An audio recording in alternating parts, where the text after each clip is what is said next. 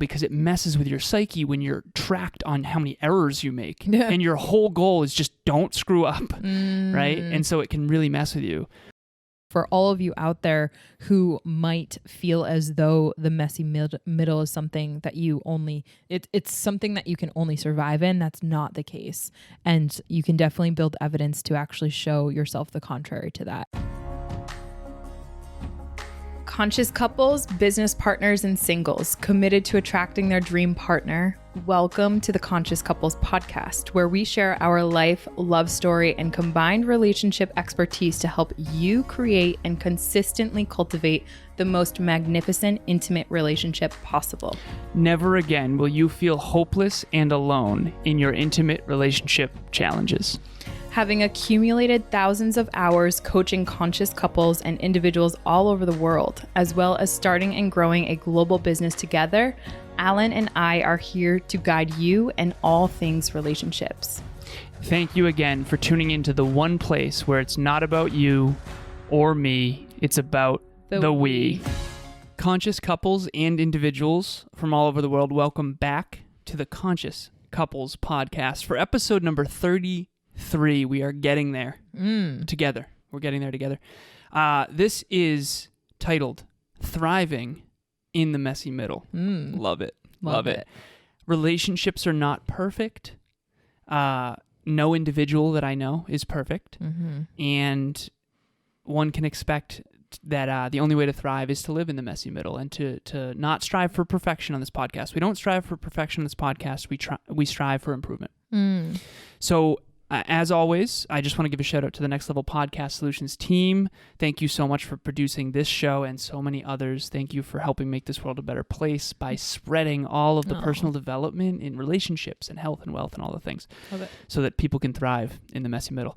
Sweetheart, what is your intention for this episode? You know what you just got me thinking about was like a yummy, like, not like burger, but like sandwich kind of burger looking like, and like how like the ketchup and mustard is oozing. I'm the hungriest person. The visual of that is how, you know, to my intention of how sometimes some of the messiest sandwiches are the best. You like messy sandwiches? Messy sandwiches. I'm a big messy sandwich kind of person. Yeah, soggy sandwich person. Yes, I am. You like soggy sammies. So to that extent, yeah, the intention is to be open-minded to the fact that there is a messy middle and help our listeners understand what they can really benefit from.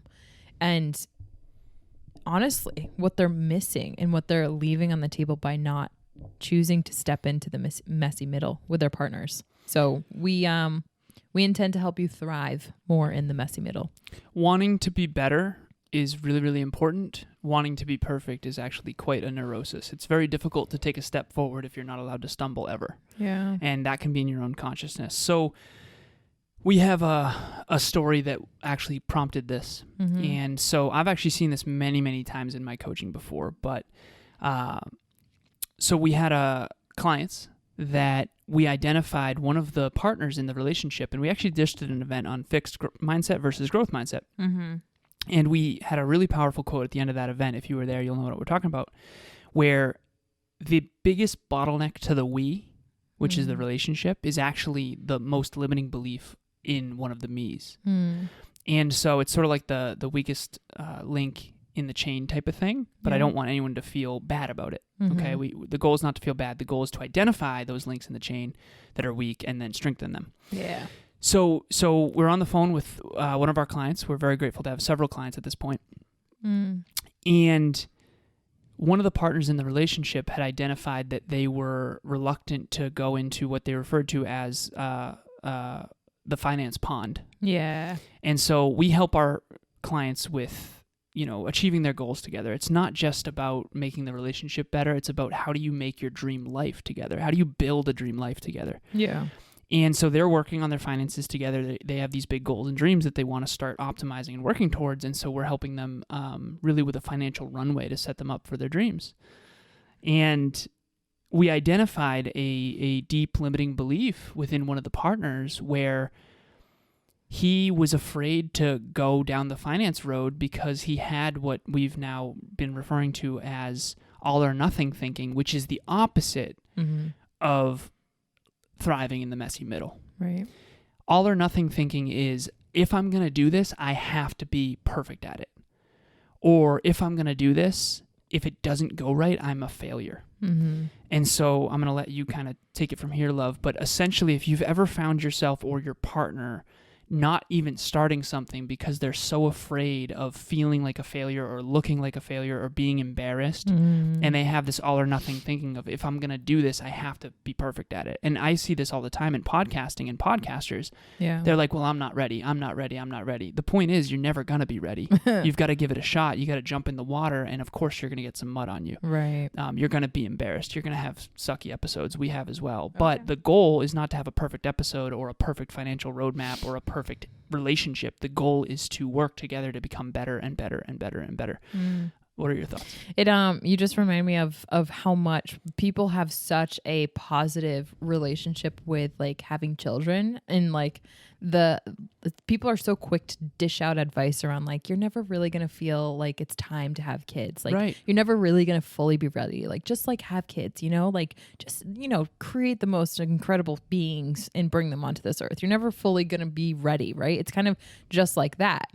Now, but yet like there's also this like heightened advice or critique around, if you do mess up when you're really, really young, a lot of people actually end up getting criticized, or they get like kind of reconfigured by whoever it is, their team, their coach, their parents. And at a very young age, and even like as we get into our teens and our young adult years, we interpret and assess that one event kind of goes through this lens of like, I'm not good enough, or though I've heard you, it doesn't actually mean that like I'm doing well and you're not celebrating my progress here. So a lot of us have grown up with this kind of all or nothing thinking, meaning where if you were to have a 0%, or if you were to just mess up, it wasn't necessarily applauded.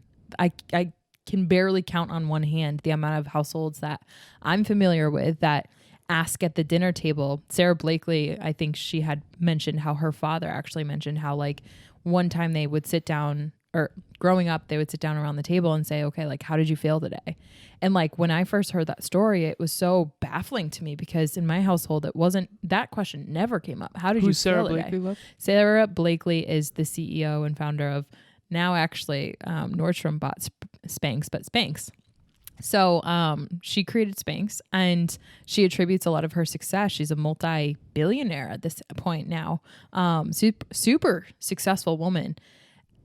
And she literally like attributes a lot of her success now to that willingness to fail, that sloppy middle, that messy middle. Now, while we're talking about this in terms of relationship, really that all or nothing thinking that was happening with our client. And I'm so grateful for that call, because at one point that particular individual didn't actually take ownership for a lot of the things initially when we started. And so seeing his progress was something that was so incredible, and something that from an all or nothing thinking standpoint, I identified with so much, because experiencing what it's like to feel like you have zero room for error, and feeling like you don't even want to go near something that you don't feel as though you could succeed in. When you feel like you have zero room for error, you are going to just be stagnant. You're not going to get outside your comfort zone. Imagine trying to go to the gym and get a tough workout in, and you always choose weights that you're certain you can easily do. Yep. You're never going to grow. Never. And that's the problem. We stay in our comfort zone because we're so afraid of failure and embarrassment that we never end up growing. Yeah. And to your point as well, and this goes way back to academics as well. If you're in school, like if your goal was to get straight A's, if I got an 89, it was noticeable, like I got a B, and it was like, oh my God, not good enough type of thing. Right. And while I don't think that I was told I wasn't good enough or anything like that, right. I do think kids internalize this stuff. That. So what's the solution? We have, go ahead. Yeah. So when you do identify this thriving, when you aren't necessarily thriving in the mess middle, or say, for example, you're the growth oriented partner in this situation, you notice that your partner is afraid to dip their toe in that pond, whether it be finances, whether it be, a difficult conversation, whatever that is. Usually a pond that caused a lot of pain in the past. Yes. By the way. Always. So we want to thrive. We don't just want to survive when it comes to the messy middle. And you have to start with that relationship that the messy middle is actually something that's really important to be in terms of a couple, so long as you have intentions to work through it together, which in this case, this couple did. So 100%. simple steps for anyone that is feeling as though they are just getting by and they're just starting to notice the fact that this is a pond that I don't want to dip my toe in at all. Hey everyone, we're Mike and Jesse, and we just wanted to give a quick shout out to Alan and Emilia from the Conscious Couples podcast. Mike and I have been listeners of the show for a little while, and we decided we wanted to take it one step further and try out couples coaching. In the beginning, we were a little hesitant because we didn't really know how we would be supported through this journey. But Emilia and Alan quickly blew us away during our free 30-minute call where they were able to listen to us, hear our needs, hear our goals, and to just drive to 5 and find common ground. And we are so excited to jump in every single month with them to continue on our journey. So thank you guys so much. All the love. If you haven't tuned in, 10 out of 10 recommend. 3 simple steps. We wrote them down and transcoded them so that they are bare minimum simple. Number 1, identify when you feel unsuccessful. If you feel unsuccessful in something, that's a great indicator that you're not, if you have this all or nothing thinking, you're not going to go near it at all. So number 1, identify when you feel unsuccessful. Number 2, what belief is driving and where does this fear come from? So we got down with this client. We started to unpack and uncover the layers. Actually stems back from a memory way back in his past of when he was playing ball. And when you are a specific position on the field, there is so much on your back. And if you do one thing wrong, it could screw up the entire game. So I've actually coached at this point 3 different people who played baseball in the past. One of them was actually in Major League Baseball. Mm-hmm. And I've noticed this common pattern. So it's interesting sport because I'll give this quickly. If you've never played baseball before, when you're on offense and you're at bat, mm-hmm. even the best batters in the world only hit the ball like 50% of the time. Mm-hmm. And I think it's even less than that. Yeah. I think it's like way less than that actually. But when you're on defense, an error is so bad. Like mm-hmm. Like a fly ball. If you miss a fly ball, you're like, you suck. Like that kind of thing. Yeah. And so this person, actually I've coached 2 people that were pitchers. And the whole game is kind of on your back. Your goal is to get like a no-hit game. Yes. I forget what it's called. It's like there's a special term for it. Emilia and I don't frequent baseball games. We don't. But I can't imagine all of the eyes are on you. Yeah. If the other team hits a home run, you lose the game. Yeah. And so you have to throw the right pitch at the right time to the right person. And it's like, if you screw up, the game is on you. And I never really realized until I started coaching pitchers. Yeah. And I also have a close friend of mine who actually she was the peak performance coach, mental coach for the Yankees. Mm-hmm. And she's talked about this a little bit as well, because it messes with your psyche when you're tracked on how many errors you make. Yeah. And your whole goal is just don't screw up, right? And so it can really mess with you. And so for this client and other clients that I've had in the past that were pitchers and played baseball, they have this I can't make an error mentality, because if I do, I'm going to let the whole team down. Yeah. And so that's the belief that's driving in this case. Mm-hmm. So number 1 is identify when you feel unsuccessful, aka when you make an error. Mm-hmm. 2, what is the belief underneath that? The belief underneath that for this person was, holy crap, when I screw up, I'm going to let the whole team down. Yeah. I'm potentially going to get made fun of, that kind of thing. Yeah. And it goes even deeper. And this is the homework that we sent our client away with, to try to understand, what does that mean to you as a person? Because a lot of the times people will get stuck in, does it mean you're a failure? What does this mean? You're a failure? Okay. Well, if you go one layer deeper, what does that mean about you? Or are you worthless now? Do you not bring worth to the table in your relationship? And so I'm excited to hear that homework. But step number 3 is to choose an empowering alternative. Here's the thing. If we have a relationship that's negative with failure, meaning you don't want to go near that messy middle, if you grew up knowing that like we don't make, like things shouldn't get dirty, like we should never mess up, like it stays with you your entire life. And so for me, like I've had to really rewire this, and I'm really grateful because that rewiring has allowed so much growth into our relationship, and so much has the we benefited because of that growth. And so for all of you out there who might feel as though the messy middle is something that you only, it's something that you can only survive in, that's not the case. And you can definitely build evidence to actually show yourself the contrary to that. And so a great alternative, a healthy alternative for this is like failure is not unsuccess, or it's not, failure isn't, it doesn't mean that you're worthless. It doesn't mean that you're unlovable. It doesn't mean that you're helpless. Failure means growth. Failure means liberation. Failure means growth for the we, right? And so it means a step Failure forward. equals progress. Progress. Failure equals progress. I have such a deep belief in that. Yeah. I am like I think I like failure so much that I might even be doing it on purpose. I'm not, but I am such a healthy relationship with failure. I am constantly, Yeah. I mean, even on this episode, I want everyone to understand something. Emilia and I have been podcasting, so collectively we have like 1,400 episodes between the two of us, maybe more. And that's not including other shows, because I've been on hundreds. That's not including like redos. And Right. And mess ups. and yet this episode was not that great. Like, I need people to understand that. If you're looking to never be embarrassed, to never say or do anything wrong, to never look like a fool, to never fail, go huddle in a corner. We'll bring you 3 meals a day. Jim Rohn talks about that all the time. He's like, I'm looking for safety and security. He's like, okay, go huddle in a corner. We'll put a blanket over you. Nothing will ever happen. Yeah, you'll shrivel up and die. There's no growth there. So Yeah. live and thrive in the messy middle. The timer has gone off. We apologize for this being a messy episode. No, I'm just joking. Number 1, identify when you feel successful. Number 2, what is the belief driving? Do you have a positive relationship with failure? If you don't, you are going to have trouble doing difficult things. Yeah. I fail constantly. Yeah. It's actually quite detrimental. Like, it hurts sometimes. It hurts. It hurts But all it's the good in time. the long term. Yes, It's good in the long that's term. the key. In the short term, it's going to hurt. In the long term, you're going to get better and better and better. Yeah. And then number 3, choose an empowering alternative. Here's the empowering alternative. Failure equals progress.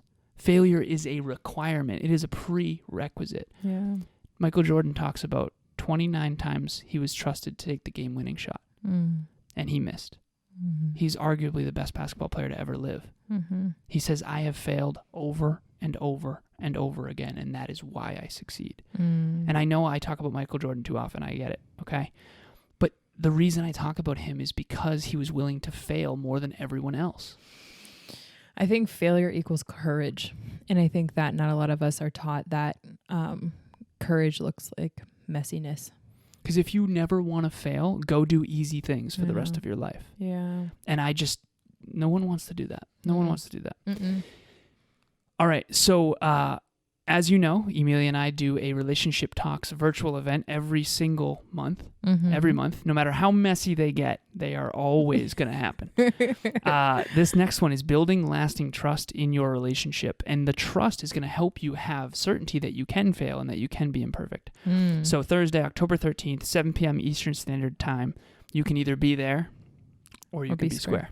Hey, you know what's funny is actually this intimate relationship, this couple that we were coaching, the only homework for the other individual was to provide that safe space for the other partner to trust that the messy middle was going to be okay. Yeah. And that they can mess up. They're not going to be perfect, right? Just to give that reassurance. So that is absolutely everything. You've done awesome at that. Thank you so much. Thank you, In our baby. relationship, literally, you've Thank helped me you. with that so much Aw. because I've had partners in the past that like made me feel bad when I already feel bad. Right. And it's Yeah. like, and It's then gotta I help. had this little part of me that's like, why don't you go try it? Right. You know See what I how mean? that Like feels. you do a marathon in You 3 just days wanna in a hug win. Yeah, after. literally. It's like, okay, well, what exactly is it you're doing? No, I'm just joking. Right. And that's a bad road to go down. But the point is thank you so much for holding safe space and letting me live and thrive in the messy middle. I just had a moment where I'm like, Takes 2 to tango. I am thriving in the messy middle like every day. Yeah. And I finally feel safe to do that. And I didn't realize that growing up, that wasn't necessarily the way, Yeah. you know? Well, So I have that from you, so super grateful for you. So if you're a listener and you're listening to this and saying, okay, there's definitely some messy middle areas that like we're feeling more of the mess than we are the thrive, or you're struggling in this capacity and you want to learn how to get out of it, and you've heard these 3 steps that we brought forward, made simple for you, and you still just need to like talk them through. If you want a free, safe, judgmental free place, Alan and I make sure that every single Saturday we have 30 minutes dedicated on our calendar for you, people just like you, part of our community. This is free. This is live. This is completely judgment-free zone where we talk about all things relationships. Private. It's completely private. Yeah. And we've had some of our listeners take advantage of that. And, you know, coming away after that call, feeling heard, feeling seen, and feeling understood. And on top of that, getting tools, tips, strategies on how to find a way out. That's been absolutely so rewarding for us and for the people that have take the chance on us. Did you see the homework come through from one of those free calls? Someone did their relationship standards and they had a whole graphic done up. It was awesome. Really? I don't know if you've seen it yet. Not yeah, yet. There's tons. It's Spoiler awesome. alert. Yeah, it's Oh, I'm awesome. so So excited. a lot of good comes from those That's calls. awesome. Please book one. Yeah. The link will be in the show notes for both the event and the relationship talks. Mm-hmm. Coaching session, we only do one a week. Because quite frankly, our calendars are spread We're quite unreasonably messy. thin. It may or may not be 8 p.m. right now. We're heading to the gym after this. So thank you all so much 8:30. for listening. As always, it's not about me or you. It's about the we. We'll talk to you next time. Bye, everyone. Thanks for joining us for another episode of the Conscious Couples podcast. We love connecting with the Conscious Couples community, so please make sure you follow us on Instagram. I am at Evolve with Emilia, and Alan is a Lazaros 88. Also, if you or your partner resonated with this episode, leave us a review at the link in the show notes, and please share this with someone you love and care about. Until next time, remember, it's not about you or me. It's about The we.